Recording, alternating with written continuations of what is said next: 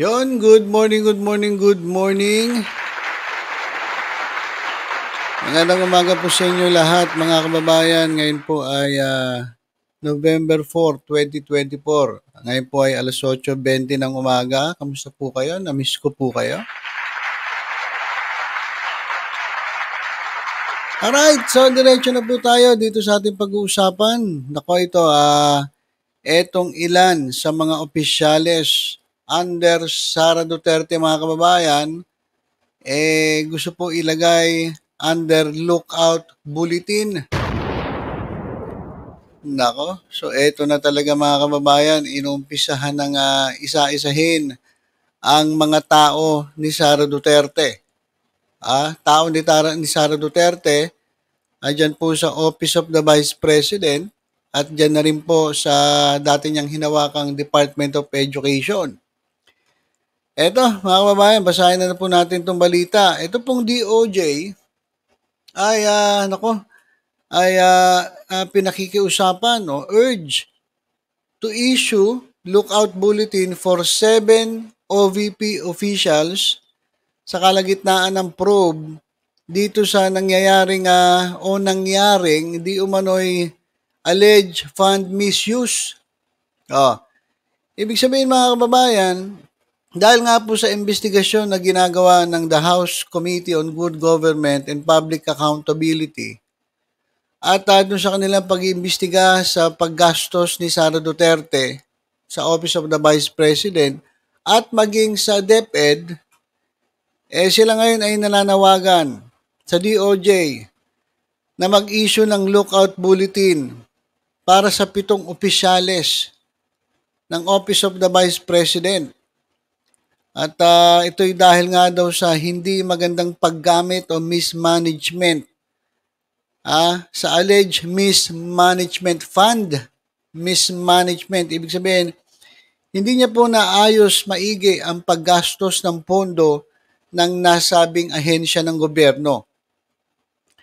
Ayon kay Manila 3rd District Representative Joel Chua, siya po ang chairman ng komite, siya po ay nananawagan na dati pa na mag-submit po o mag-issue ng subpoena dito sa mga opisyalis na to. Kasi itong mga opisyalis na to, matagal na pala itong pinapatawag dyan po sa hearing, dyan po sa House of Representatives, pero hindi po ito nagpapakita.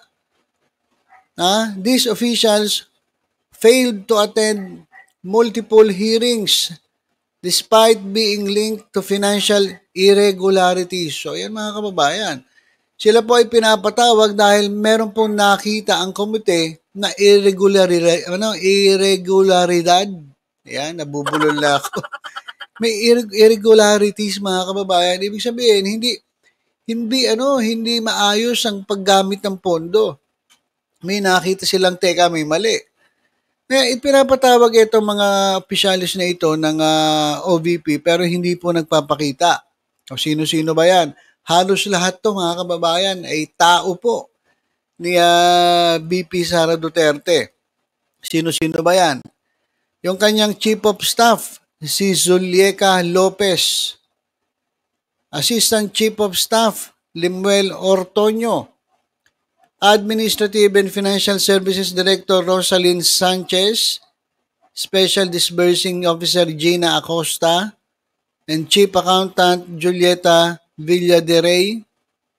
At kasama pa ang former DepEd Assistant Secretary Sunshine Chari Paharda at Special Disbursing Officer Edward Fajarda. Magkamag-anak pa to.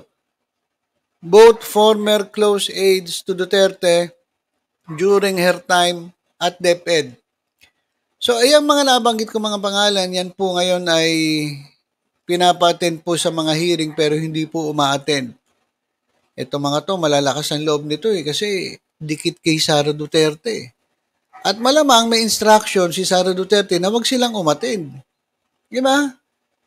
Kawawa naman itong mga taong ito na pati sila nadadamay. Malamang, ito naman malamang a-attend to kung gusto nila umattend pero malamang may instruction nga na wag kayo umattend.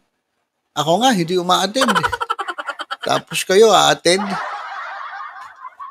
So, nadadamay itong mga opisyalis na to. Kaya, ito, sumulat po. In his, sulat po ni,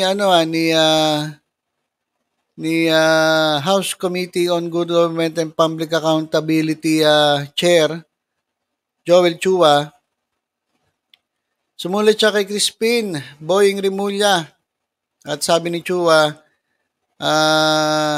meron siyang concerns na these officials may be planning to leave the country.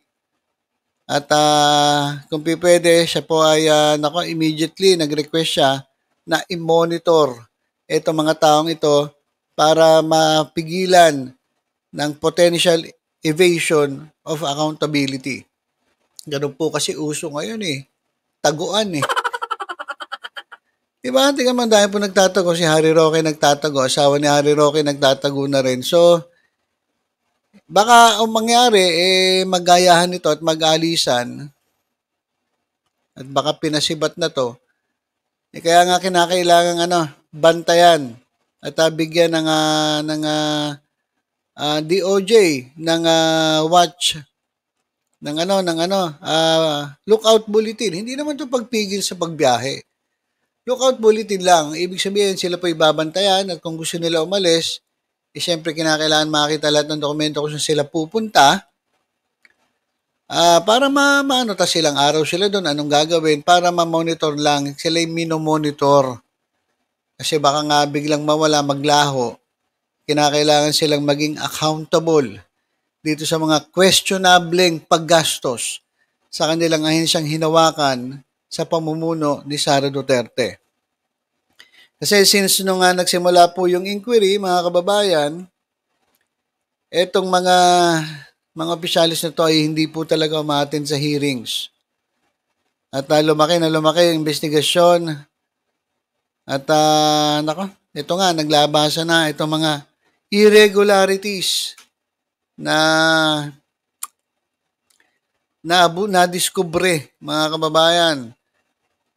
Ito nga, the investigation has since expanded to cover alleged irregularities sa DepEd during Duterte's tenure. Ano ba yon? Halimbawa dito, yung unaccounted confidential funds amounting 112.5 million withdrawn in cash advances. At ayon sa mga opisyalis sa mga retired, yung mga kasamahan din nila dati,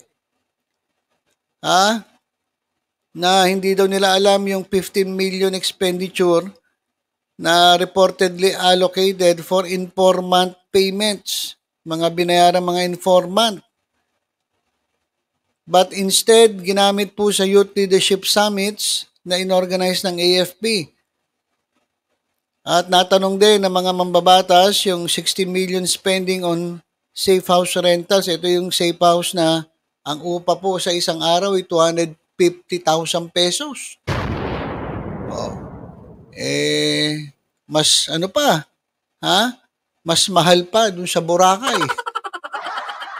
Alam niyo yung upa dun sa safe house, mga kababayan, mas mahal pa po sa Boracay Kaya yan, questionable. 16 million safe house rentals at yung some properties nirentahan at daily rates surpassing 91,000. Grabe naman yun.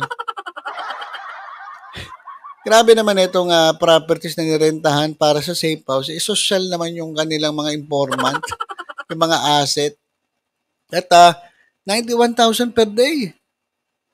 Sabi dito, iyan ay significantly higher than any typical rates for luxury accommodations. So kung ikaw ay uupa sa mga 5-star hotel, Sofitel, dyan po sa Makapagal, sa Pasay, hindi naman naabot ng ganong kakakamahal yan. Pero yung upa ni Sara Duterte, matindi. Yan po sa kanila mga safe houses umaabot daw ng 91,000 pesos per day. So questionable. Kaya habang tumutuloy po ang pag-iimbestiga, talagang iniisa-isa nila itong findings ng COA. At in-emphasize nila the need for transparency and accountability in confidential funds expenditures. So yan mga kababayan. So, Rika, eto na naman tayo mga kababayan. Hanapan na naman, taguan na naman mga kababayan. Kaya kinakailangan bantayan po. Look out, ito namang DOJ dapat talaga kumilos agad to no? Sir Boying Rimulya, dapat kilos agad, bantayan agad natin. Hindi yung saka tayo kikilos, hahanapin natin, nagtatago na. So bago pa man lang maisip nila magtago at maglayas-layas at saan saan magpupunta, sana ang ating ahensya, DOJ, alam na natin ang gagawin natin. Dapat anticipate natin. Diba? Dapat proactive tayo, hindi tayo yung reactive lamang. Kasi kikilos tayo pag wala na. Nung nandyan, pwede nyo naman bantayan, i-monitor. Parang si Harry Roque, nandyan naman. Mabiglang nagtago ang kupal tuloy, sorry. Biglang nagtago. O di wala na tayong magawa. Hanapin na lang natin ang hanapin. Kung nandyan sila, di ba? Proactive tayo. Hindi tayo reactive lamang. At least madali hanapin. So, yun ang panawagan ng komite ni Joel Chua. Sir, Boying Rimulya, baka naman kilos dyan. At issuehan na ng lookout bulletin na itong mga ito, mga tao ni Duterte, ni Sara Duterte, para hindi makatakas sa kanilang mga pananagutan. At si Sara Duterte, nandiyan lang naman, di naman magtatago yan Pero malay nyo, malapit na rin. Usok-usok ngayon taguan Sinimulan kasi ni Kibuloy akala ni Kibuloy makakapagtago siya habang buhay. Ayun, di huli. Pasok sa banga. Andun ngayon sa oblo. Wala po talaga. Sabi nga, you can hide. At, hindi pala. You can run, but you cannot hide. Ganyan din ang kay Harry Roque. At dito sa lahat ng opisyalis ng nung binanggit natin mga tao ni Sara Duterte. Nako, medyo bantay-bantayan na to at baka sumibat mga kababayan. Okay, so ilang muna update natin. At kapag meron po tayong mga update ay ibabalita ko po agad sa inyo. Basta tutok-tutok lang po dito sa Batang Maynila to sa iba pang updates. Ingat po tayong lahat. Have a happy Monday at God bless po sa panibagong linggong ito. Ingat po tayong lahat. God bless.